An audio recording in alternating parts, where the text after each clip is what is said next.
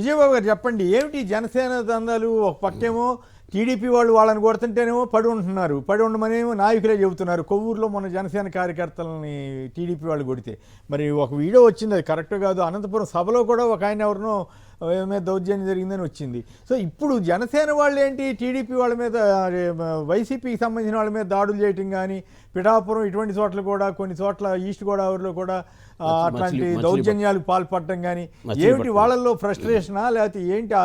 పవన్ కళ్యాణ్ గారు రెచ్చగొట్టి మళ్ళీ నీతులు చెప్పడం ఇవన్నీ కారణమా, ఏమై ఉంటుంది?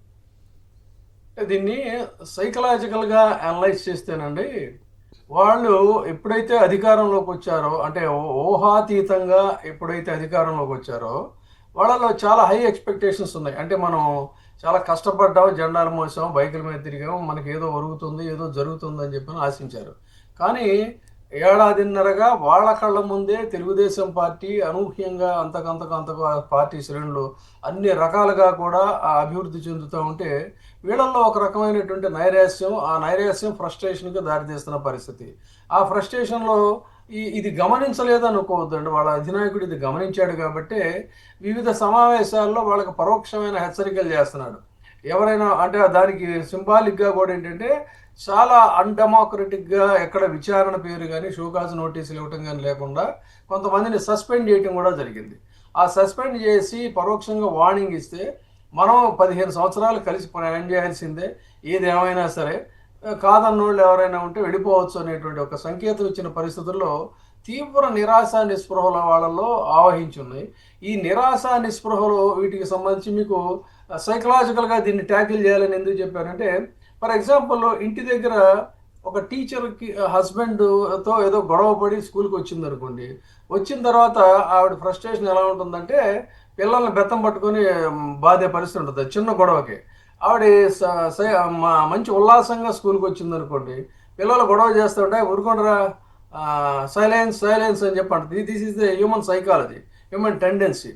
ఆ విధంగా వీళ్ళల్లో ఉన్న ఈ ఫ్రస్ట్రేషన్ని ఈ వైసీపీ వాళ్ళ మీద దాడులు చేయడం ద్వారా తమ ఉనికిని, అంటే తమ అగ్రెసివ్నెస్ని, తమ దీన్ని వీళ్ళు ఆ విధంగా చాటుకుంటున్నారు. తద్వారా అయినా కనీసం తమను గుర్తిస్తారేమో, తమ హీరోయిజాన్ని. బందర్లో ఆ రకంగా దాడి చేయటం ఏంటి, ఆ కొట్టడం ఏంటి, ఆ షాప్ అంతా పాడు చేయటం ఏంటి?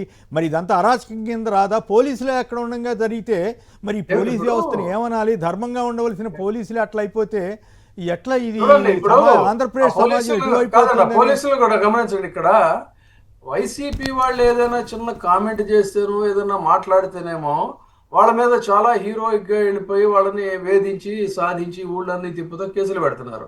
అక్కడ ఎంత వాడు ఒక అరాచకవాది ఇష్టం వచ్చినట్టుగా ప్రవర్తిస్తే పోలీసులు కూడా ఎదిరించి మాట్లాడుతూ ఉంటే, ఈ ప్రభుత్వం మీది, ఆ ప్రభుత్వం ఆడదెందుకు వద్దండి? పబ్లిక్ మ్యాండేట్ ఇది.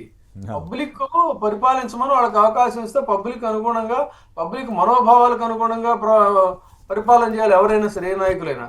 ఈ ప్రభుత్వం మీది, మీరే చేస్తా అంటే ఒక రిక్వెస్టింగ్ మేనర్ లో మాట్లాడుతున్నారు.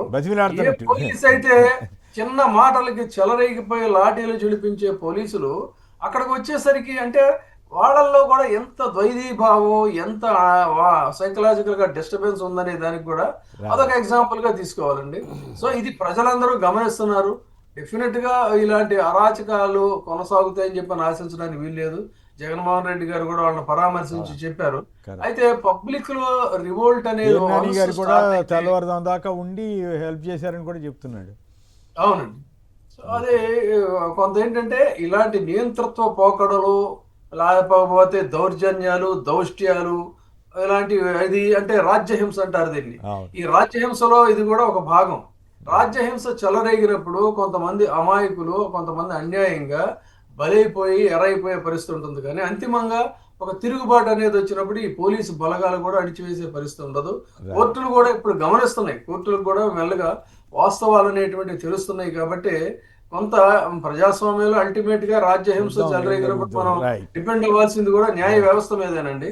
సో డెఫినెట్ గా law will take it own course అండి. రైట్. ఏంటి జనసేన వాళ్ళు ఆ రకంగా దాడులు చేస్తే ప్రభుత్వం లేదు, పోలీసులు లేదు. అట్లాగే ఈస్ట్ గోదావరిలో కొన్ని చోట్లయితే కత్తులు పట్టుకుని ఊరైతే కూడా వాళ్ళ మీద కేసులు లేవు. ఒక పిచ్చి బ్యానర్ పెడితే ఇక్కడేమో బ్యానర్ పెట్టారా అని చెప్పి గిరెస్టులు దాకా చేశారు. అక్కడ బతిలాడుతున్నారు పోలీస్ ఆఫీసర్లు. నాకు ఆశ్చర్యమైంది, మరి అన్ని ఇక్కడ కూడా అట్లాగే చేయొద్దా అని చెప్తే సరిపోద్ది కదా. సార్, ఒకటి బలమైన ప్రజాస్వామ్య దేశం మనది. పాకిస్తాన్ లాంటి ప్రజాస్వామ్యం కాదు. అక్కడ ప్రధానమంత్రులు కూడా చివరికి గుర్తిపడతారు. భారతదేశంలో ఎంతటి వ్యక్తినైనా సరే విమర్శ అనేది సద్విమర్శగా ఉండాలి అనేది తప్ప విమర్శని డెవలప్మెంట్లో ప్రశ్నించకూడదు అనేది ప్రజాస్వామ్యంలో కాదు. ఇక్కడ ప్రశ్నిస్తే చాలు అసహనం, ఫ్రస్ట్రేషన్లోకి వెళ్తున్నారు. దానికి రీజన్ ఏంటంటే ప్రతిపక్షంలో ఉండగా వాళ్ళు ఎక్కడెక్కడ కూడా సంబంధం లేని విషయాలు మాట్లాడారు. సో వాలంటీర్లు 30,000 మంది మహిళలకు వాళ్ళే అడిగితే కోపం వస్తుంది. అంటే అసహనం. దానికి వాళ్ళు ఆ అసహనం అనేది ఏ నాయకుడికి ఎప్పుడు కూడా అది కార్యకర్త స్థాయి నుంచి ఒక సర్పంచ్ స్థాయి నుంచి ఎంత దానికి ఫాలో అయ్యారు. ఇప్పుడు అది వాళ్ళకి అర్థం కావట్లేదు. రెండో పాయింట్, మనం కానీ ఎగ్జాంపుల్గా పశ్చిమ బెంగాల్ని ఎగ్జాంపుల్గా తీసుకుంటే పశ్చిమ బెంగాల్లో కూడా చాలా కాలం పార్టీ మెంబర్షిప్ ఉన్న వ్యక్తులతోనే ఆఫీసులో పనిచేసేటట్టుగా, అట్లాగే హౌస్ సైట్స్ కూడా టెంపరీ హౌస్ సైట్సే ఇచ్చి వాళ్ళు కానీ పార్టీ మారితే ఇది చేసేటట్టుగా చేసుకొచ్చారు. మమతా బెనర్జీ పోరాటానికి వచ్చినప్పుడు మమతా బెనర్జీ ఎన్ని దెబ్బలు తింది, తర్వాత పునాదులతో సహా పెకిలించి వేయబడింది. అడ్రస్ లేకుండా వాళ్ళు మళ్ళీ బీజేపీ వాళ్ళు అక్కడ పెరిగింది తప్ప మళ్ళీ అడ్రస్ లేకుండా. ఇక్కడ కూడా ఇటువంటి విధానాలు వాళ్ళు ఏదో వాళ్ళ పార్టీకి అభిమానంతో అనుకుంటున్నారేమో తప్ప అభిమానంతో కాదు. ఎక్కడో ఒక ఊళ్ళో నేను ఇది 44,000 ఇస్తున్నాను, 45,000 కోట్లు ఖర్చు పెడుతున్నాను పెన్షన్కి. అంతకుముందు 3,000 చొప్పున ఇచ్చేవారే కదా, ఒక 1,000 కాబట్టి 40 సార్లు తప్పట్లు కొట్టాలని. ఇది వృద్ధాప్య పెన్షన్ అనేది ఇందిరాగాంధీ దగ్గర నుంచి రాష్ట్రంలో ఎన్టీ రామారావు దగ్గర నుంచి స్టార్ట్ అయినాయి. ఆ పాత రోజుల్లో చంద్రబాబు నాయుడు గారు ఉండగా 80 రూపాయల పెన్షన్ 6 నెలలకు సంవత్సరానికి ఒకసారి ఇచ్చేవారు. ఇందిరాగాంధీ గారి టైంలో కాంగ్రెస్ గవర్నమెంట్ లో ఉన్నప్పుడు 20 రూపాయలు. అవునండి. ఎందుకంటే మేము కొంతమంది వృద్ధులకి తహసీల్దార్ ఆఫీస్ తీసుకెళ్ళి ఇప్పించాము. ఇందిరాగాంధీ గారి టైంలోనే స్టార్ట్ అయిందండి. తర్వాత రాష్ట్రంలో ఎన్టీ రామారావు వచ్చిన తర్వాత ఇంకా పెద్ద ఎత్తున జరిగింది. 80 రూపాయల పెన్షన్ని చంద్రబాబు నాయుడు గారు 1 రూపాయి కూడా పెంచలా. రాజశేఖర రెడ్డి గారు వచ్చిన తర్వాత 2 రూపాయలు చేసి ప్రతి 200 చేసి ప్రతి నెల ఇస్తేనే వాళ్ళలో నిజంగా ఆ వృద్ధుల్లోకి ఇదికొచ్చింది. అట్లాగే జగన్మోహన్ రెడ్డి గారు ఎవ్రీ డే 1st తారీఖునే తీసుకెళ్లి ఇంటికాడ ఇచ్చారు. ఇదేం కొత్తది కాదు, సంవత్సరానికి 250 కాడికి పెంచుకుంటూ వెళ్ళారు. అది దేశవ్యాప్తంగా జరిగే కార్యక్రమం, కేంద్రం రాష్ట్రం కలిసి జరిగే కార్యక్రమం. ఇప్పుడు దీనిలోకి వచ్చేటప్పటికి మచిలీపట్నం తీసుకోండి, అక్కడ ఓన్లీ ఇట్లా చేయొద్దని కూడా పవన్ కళ్యాణ్ గారు మళ్ళీ ఇక్కడ కూడా వైసీపీ వాళ్ళనే కానీ మీ పార్టీ వాళ్ళకి చేస్తున్నారు. ప్రశ్నించడానికే వచ్చాను నేనని చెప్పిన వ్యక్తి, ప్రశ్నించడానికే వచ్చామన్న పార్టీ ఇవాళ ప్రశ్నిస్తే దాడులు చేస్తారు. కొవ్వూరులో వాళ్ళ మీద దాడి చేసిన మచిలీపట్నంలో ఒక ఆర్ఎంపీ డాక్టర్ గారు ఆయన అదే పవన్ కళ్యాణ్ గారిని ప్రశ్నించాడు. ఆయన ఇదివరకు దాని మీద ఇంటి మీదకి వెళ్ళి చేస్తున్నప్పుడు సో ముఖ్యమంత్రి గారు అసలు ముందు పవన్ కళ్యాణ్ గారే రెస్పాండ్ అవ్వాలి కదా దాంతో. ఎందుకంటే ఆయన పార్టీకి సంబంధించిన ఇష్యూ వచ్చినప్పుడు ఇప్పుడు నేను ఏదైనా ఘన కార్యక్రమం అన్డెమోక్రటిక్ కార్యక్రమం చేస్తే జగన్మోహన్ రెడ్డి గారే ఊరుకోరు. సో మొట్టమొదటి గవర్నమెంట్కి రాగానే కూడా చెప్పారు, ప్రభుత్వం ఎక్కడా కూడా దాడులు చేస్తే నేను యాక్సెప్ట్ చేయనని. అది డెమోక్రసీలో డెమోక్రటిక్గా ఉండాలి. సో మీ చేతిలో 164 సీట్లతో ఇచ్చారు. మేమేం కాదంటలేదు, మేము ప్రజల కార్యక్రమాన్ని మీరు చేయమంటున్నాం. అన్డెమోక్రటిక్ విధానాలు మంచిది కాదు, ఖండించుకోండి. పోలీస్ వ్యవస్థను కూడా నిర్వీర్యం చేసేస్తున్నారు, అది మంచిది కాదని చెప్పి మంచిది కాదు. రేపు భవిష్యత్తులో మళ్ళీ తిరిగి వాళ్ళకే ఇబ్బంది వస్తుందండి. ఇప్పుడు రేపు తెలుగుదేశం జనసేన కొట్టుకునే పరిస్థితి వస్తుంది. అప్పుడు కూడా